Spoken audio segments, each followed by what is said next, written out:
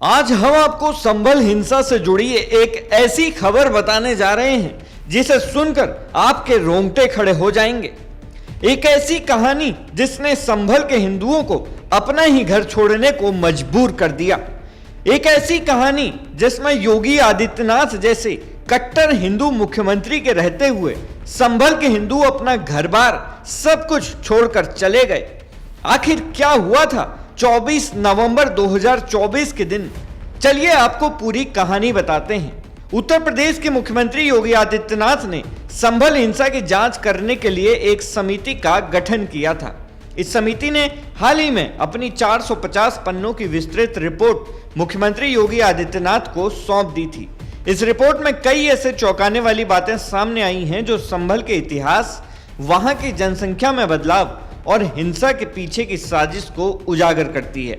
सबसे पहले बात करते हैं कि आखिर 24 नवंबर 2024 को संभल में हुआ क्या था।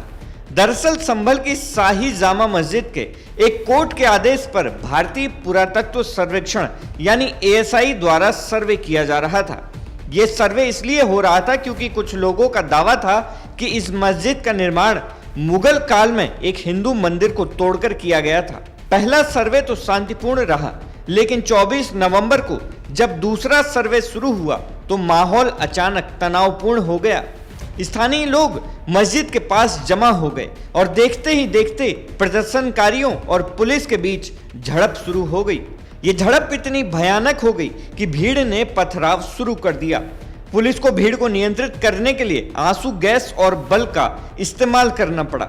इस हिंसा में 4 लोगों की जान चली गई और कई लोग घायल हो गए, जिनमें पुलिसकर्मी और स्थानीय लोग भी शामिल थे। इस हिंसा के बाद 12 लोगों पर FIR दर्ज की गई और 80 लोगों को गिरफ्तार किया गया, जिन पर छतों से पुलिस पर पथराव करने का आरोप था। अब सवाल उठता है कि आखिर यह हिंसा हुई क्यों? क्या यह अचानक भड़क गई या इसके पीछे कोई साजिश थी?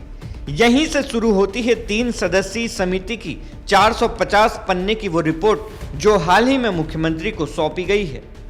इस समिति में इलाहाबाद हाईकोर्ट के रिटायर्ड जज देवेंद्र कुमार अरोड़ा, पूर्व DGP AK जैन और रिटायर्ड IAS अमित मोहन प्रसाद शामिल थे।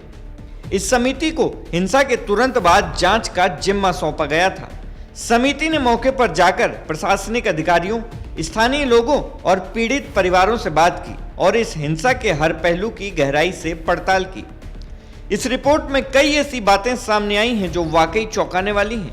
सबसे पहले रिपोर्ट में संभल की जनसंख्या में आए बड़े बदलाव का जिक्र है। 1947 में जब देश आजाद हुआ था, संभल नगरपालिका क्षेत्र में 45% हिंदू आबादी थी और 55% मुस्लिम आबादी। लेकिन 2025 में यानी 78 साल बाद हिंदू आबादी घटकर सिर्फ 15% रह गई है, जबकि मुस्लिम आबादी बढ़कर 85% हो गई है। यानी पिछले 78 सालों में हिंदू आबादी में 30% की कमी आई है। अब आते हैं 24 नवंबर की हिंसा पर।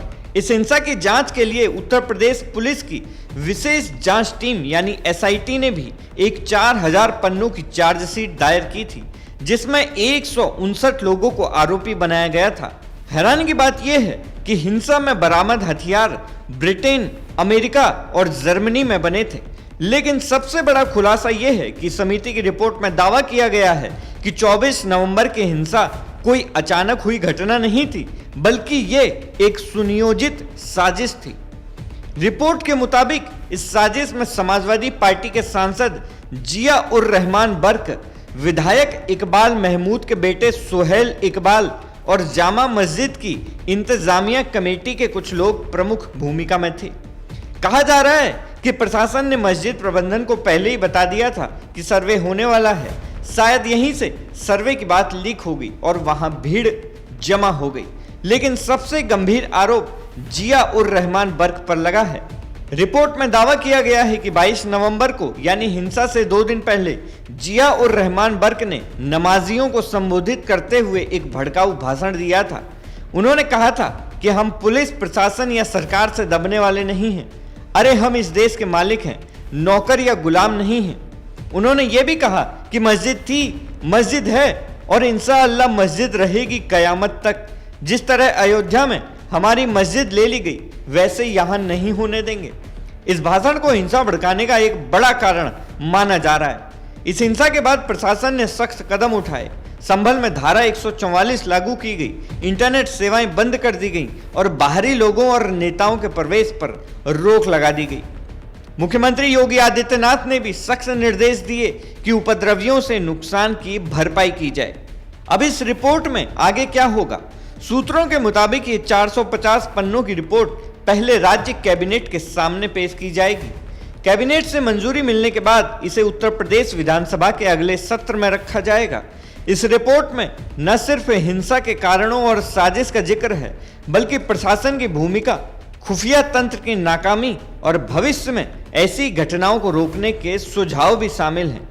लेकिन सबसे बड़ा सवाल यह है कि आखिर कब तक इस देश का बहुसंख्यक हिंदू अपने ही देश के अंदर पलायन करने को मजबूर होता रहेगा?